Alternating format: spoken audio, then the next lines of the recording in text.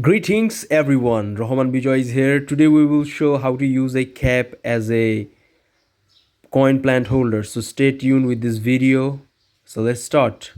At first, we need to fill this resin pot with muds. This is an old helmet, so I try to recycle this helmet because of the nature bad effect by these resin things. So after fill it up with mud or soil, we need to fill up with some fresh water, as you can see in this video.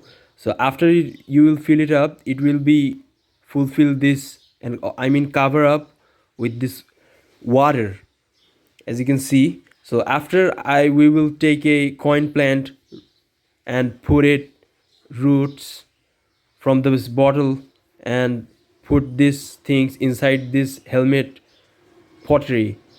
We also try to see that how much it takes to get inside this water muddy resin cap.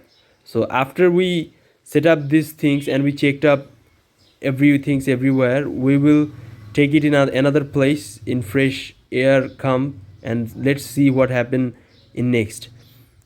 Then we'll all the absorb water and muds together by sunlight, and you will see the final result.